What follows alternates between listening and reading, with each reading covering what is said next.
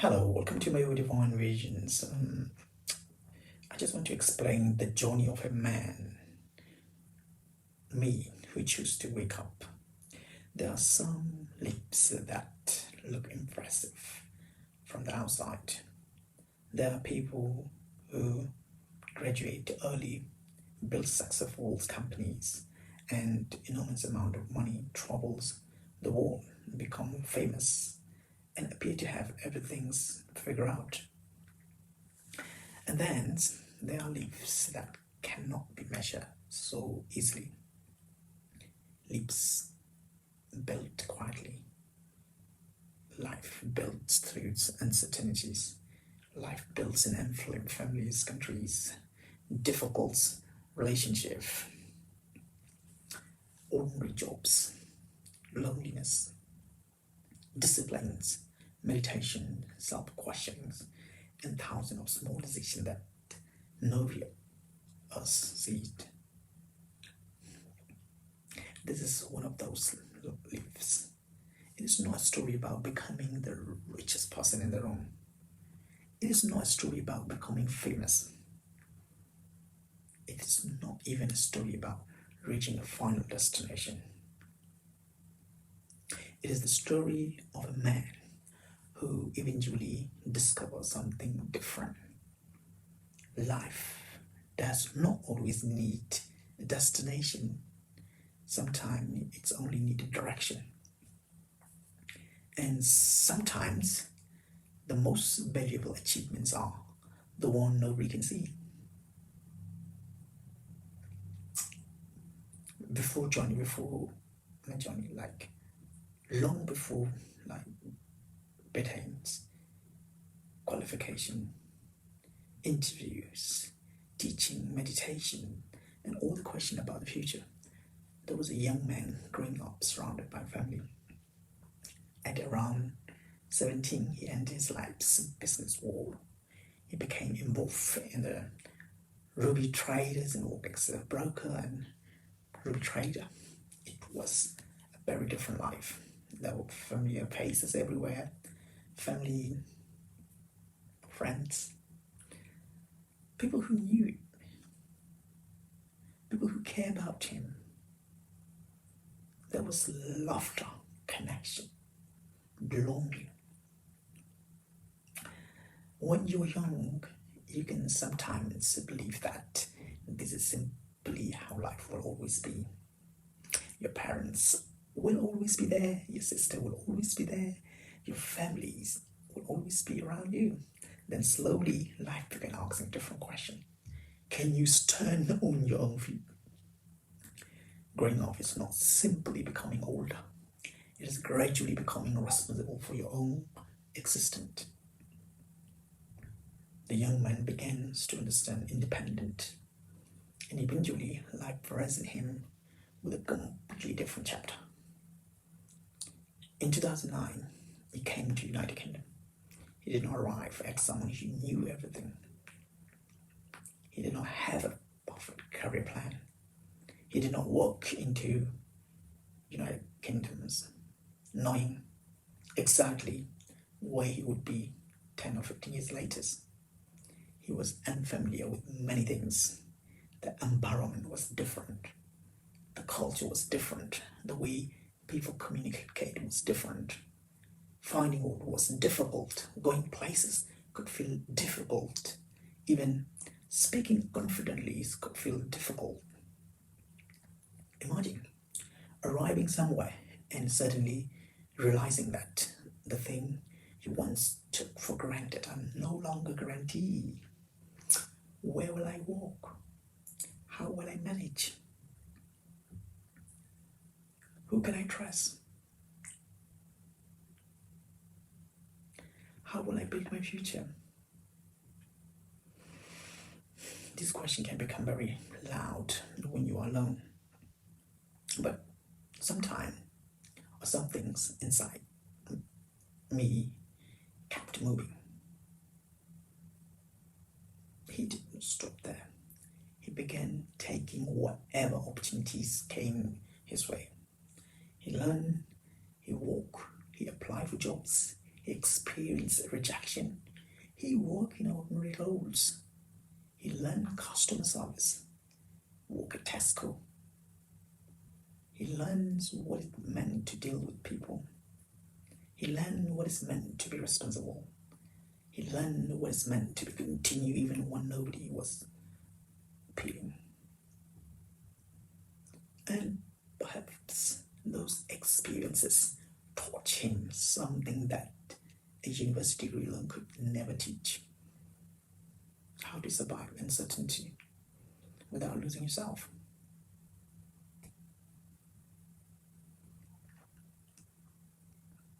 The quiet disciplines.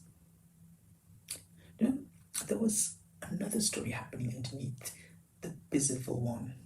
While life outside was changing, something inside him remained remarkably consistent, like meditation, mantra japa, reflections, and personal development. There were no fashionable idea that he discovered yesterday. They had been part of his life for many years. Around 2004 or 2005, he had already begun making significant personal choices, including becoming vegetarian and developing a strong commitment to spiritual practice. And then came one of the memories of that still live there, him memories. He was staying in a hostel with friends, that memories. Everyone was together. People were laughing, talking, enjoying themselves. The room was full. There was no obvious place where he could sit quietly. He wanted to meditate. So do you know what he did? What did he do? He found a tiny space where shoes were stored, a dark storage area. Not a beautiful meditation hall, isn't it? Not a peaceful temple. Not a room filled with candles and incense. Just a cramped corner surrounded by shoes, smelly shoes. And he sat there, alone, meditate for hours. Think about that. Look at the young generation, how they're being spoiled. A young man surrounded by noise, deliberately choosing silence. He did not wait for perfect conditions. He did not say, I will meditate when I have my own house. I will meditate when life becomes easier. I will meditate when everyone's around me, understand me. He simply found a space and he practiced. The tiny storage room became something much bigger than a storage room. It became a symbol. It represents decisions. If the world does not give me space, I will create space within myself.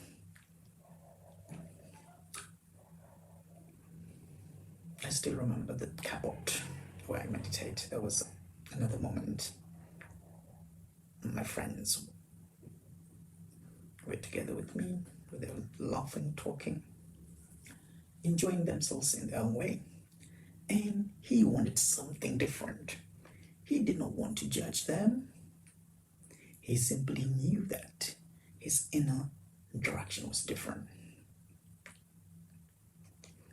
So he found another place, a cupboard, where clothes were stored. He opened it. He stayed inside there. And he closed the zip. And in that tiny darkness, he meditated. He listened to Osho. While the world outside was celebrating, he was sitting quietly inside the cupboard, listening, reflecting, breathing, thinking. Some people might look at that story and see something strange. What's going on with this man? But there's another way to see it. Perhaps that cupboard was not a prison. Perhaps it was his first little meditation cave. A place where he could hear himself, a place where he could protect his attention, a place where he could say, I don't have to become that what everyone else is becoming. And that lesson is particularly important for young people. And because the world constantly telling young people what they should want, like more money, more followers, better clothes,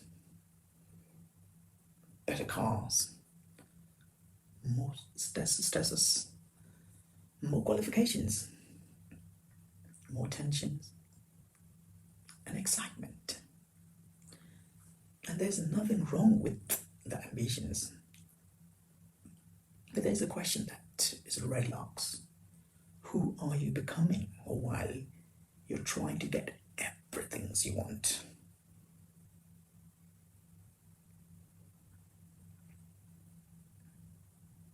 We all have marriages, responsibilities, and realities. Life did not remain peaceful.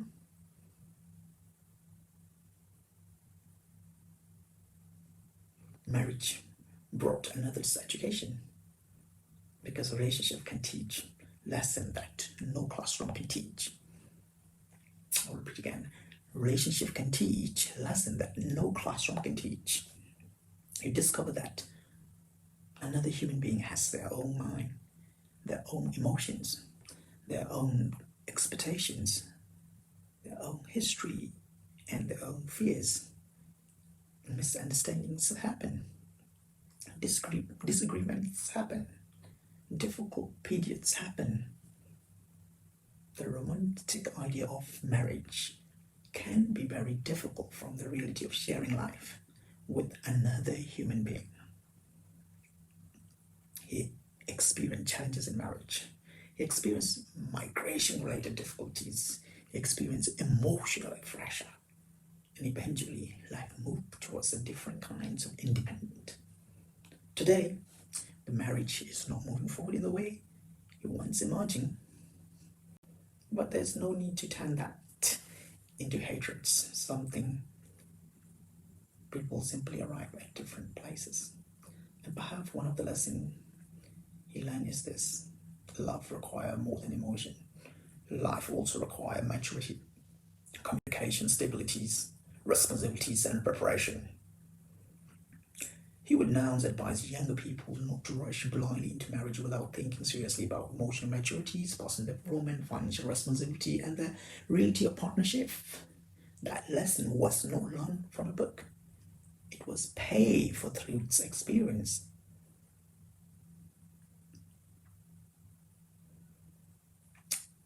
But while we had traumatic moments like the coronavirus pandemics change life across the planet, people who thought tomorrow would look like today suddenly discovered that nothing was guaranteed. Work change, travel change, relationship change, mental health change, plans disappear. The world slowed down, and once again, he had to adapt.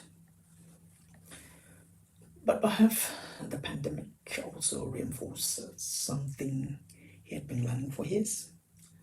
But the present moment is the only moments we actually have. We can plan, we can dream, and you can build. But life can change over time.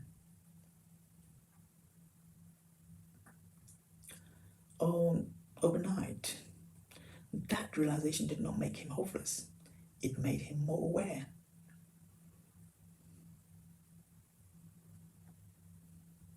So, in spite of having so many circumstances, hardship circumstances, despite everything, he continued. He became a British citizen, and he settled into life in the United Kingdom. He continued developing professionally. He pursued digital trainings and qualification connected with education, including QTS, like PGC pathways. He worked as a teacher in London, including with young children. And something important happened. The person who once struggled simply to understand the new environment was now helping educate the next generation.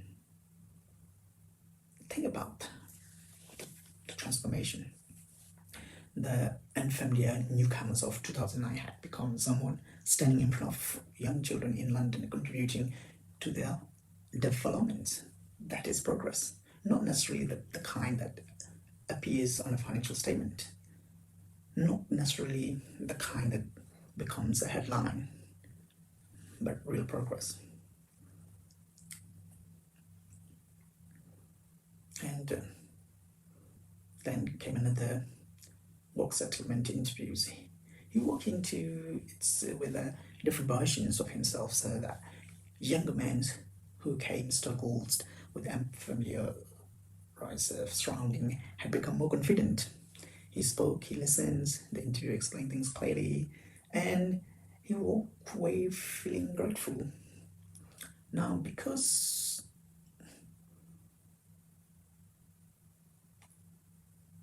he could feel the distance between who he had once been and who he had become. Sometimes you don't realize how much you have grown until you meet a situation that your younger selves would have found frightening. And suddenly you realize, I can handle this now. The body is also our responsibilities, I discover my body development was never only professionals. Like, I began paying attention to my body, my health, my weight, exercise, push-ups, walking, jogging, fruit, healthy eating habit, mindful eating, vegetarian living. And he began seeing the body not as something to ignore, but as something to care for. And this became another form of discipline. And slowly, meditation stopped being something that happened only when he sat down with his eyes closed. It became a way of living. Cooking could become meditation. When you are really silent and aware of what you're doing, walking could become meditations. Mindful walking, eating could become a meditation too. Jogging could become a meditation. Reading could become a meditation. Conversation could become a meditation. When you are aware, when you talk, you're fully present. Even observing thought in a park could become meditations. The question changed from, when will I meditate? Can I remain aware while I live? That is a profound shift.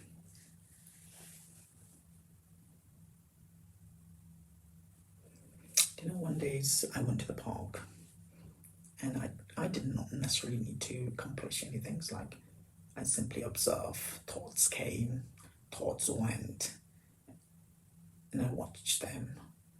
And I did not need to chase every thought. I did not need to believe every thought, but you simply notice. Later,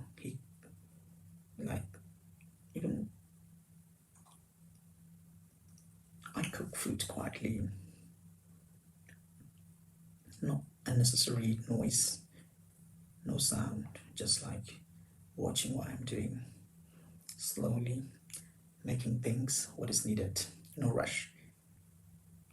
And he paid attention to what he was doing, and he ate mindfully, and he noticed the experience. This may look ordinary from outside, but perhaps this is precisely what many people are missing. We are often physically in one place and mentally somewhere else, eating while looking at a screen, talking while thinking about the next things, walking while worrying about the past. The body is here, the mind is somewhere else. Right here. My practice is